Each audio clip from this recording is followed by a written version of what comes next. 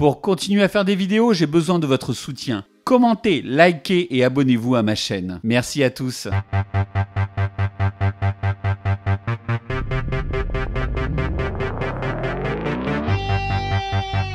Je vous propose aujourd'hui de revenir sur le cultissime Fog de John Carpenter, disponible dans l'offre de Shadows. Il y a des films qui sont l'incarnation même de la mise en scène.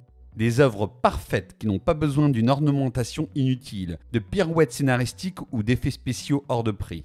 La réalisation d'un film, c'est avant tout la réunion du savoir-faire de nombreux techniciens au service de la vision d'un réalisateur pour créer la meilleure œuvre possible. Ainsi, les grands films sont comme les grandes chansons de l'histoire de la pop music, qui s'appuient sur une mélodie simple qui ne nécessite pas d'arrangement ou d'un fil harmonique pour sonner.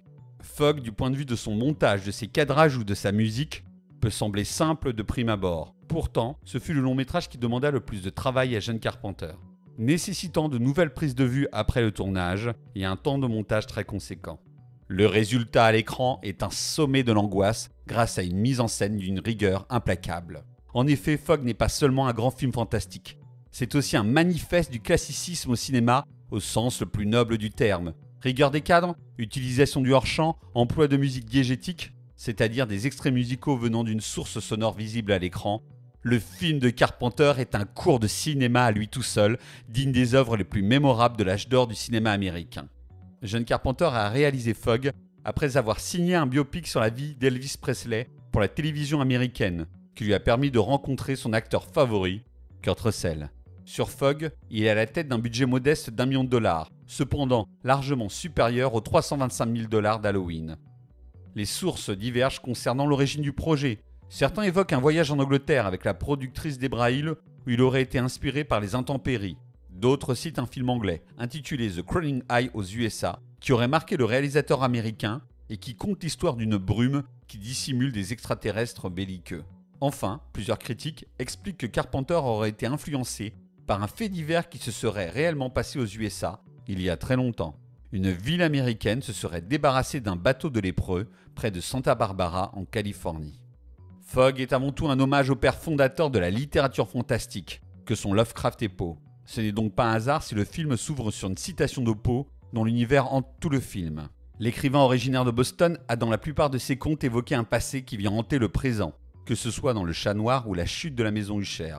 Ainsi, Fog dès son ouverture évoque le passé, à travers l'histoire peu glorieuse d'une ville qui aura conduit à la malédiction qui touche ses habitants. Ces temps passés qui hantent les personnages sont personnifiés par le pasteur alcoolique qui cherche le salut alors qu'il n'a pas encore découvert que la richesse de sa paroisse est due à un bateau rempli de malades qui a été coulé consciemment par son aïeul pour récupérer l'or. On notera que dans Fog, même un personnage qui arrive subitement dans la ville comme Jamie Lee Curtis semble fuir un passé douloureux en refusant de répondre aux questions de son amant sur son histoire personnelle. Quant au brouillard, il est une incarnation de l'indicible Lovecraftien. Carpenter emploie cette manifestation de la météo pour nous faire ressentir la peur, en laissant notre imagination créer ses propres monstres, comme dans les œuvres de Lovecraft, où l'auteur ne décrivait pas ses créatures, mais usait d'adjectifs liés à la stupéfaction. Enfin, il va citer l'univers Lovecraftien à travers 2 lieux du film nommés d'après les livres de l'écrivain, Arkham Reef et Waterloo Point. Ce qui frappe d'emblée, quand on regarde Fog, c'est la maîtrise technique de son réalisateur. Dans chaque scène d'attaque, il recourt à une suspension du temps absolument fascinante. Je pense que le fait que Carpenter soit aussi musicien lui donne une maîtrise parfaite de la rythmique, nous envoûtant par un tempo lancinant tout en usant à l'instant adéquat de jumpscares, changements brutaux de l'image, comme le compositeur peut parfois user à propos de dissonances dans une mélodie. Quant à la photographie de Dean Cundey, elle participe beaucoup à la réussite du film. Éclairage parfois impressionniste à la Bava, dans cette église où la couleur rouge rappelle le sang versé pour la construire. L'utilisation d'éclairage nocturne et du brouillard pour se jouer de nos perceptions. Le film use également d'effets de lens flare, réverbération de la lumière sur l'objectif, pour rendre vivant le brouillard.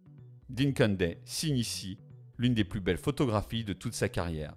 Mais Fog n'est pas qu'un joyau visuel.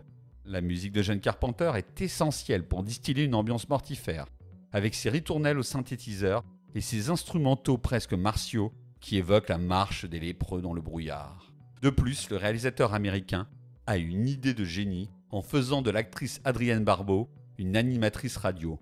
Petit à petit, sa voix devient un élément dramaturgique qui servira ainsi à guider les personnages pour contourner le brouillard dans la ville. On notera également son amour pour des personnages souvent prolétaires ou de la classe moyenne, pêcheurs, animateurs radio. Carpenter situe ces personnages dans une réalité sociale. Il faut enfin souligner la qualité de sa direction d'acteur.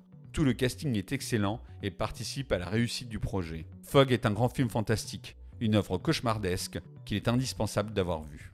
Shadows est tout simplement mon service de SVOD préféré. Spécialisé dans le cinéma de genre et plus particulièrement dans le fantastique, l'horreur et le thriller, leur offre est impressionnante. Elle a surtout le mérite de vous proposer des classiques, des nouveautés et des œuvres cultes qui étaient pour certaines invisibles en France. Pour 4,99€ par mois ou 49€ par an, vous avez un service fait par des fans de fantastique et d'horreur pour des fans. On sent une vraie volonté chez Shadows de vous permettre de voir ou revoir des monuments du genre, tout en vous faisant découvrir de petites perles du fantastique ou de l'horreur qui n'ont pas le droit de citer chez les mastodontes américains de la VOD. Shadows est indispensable tout simplement.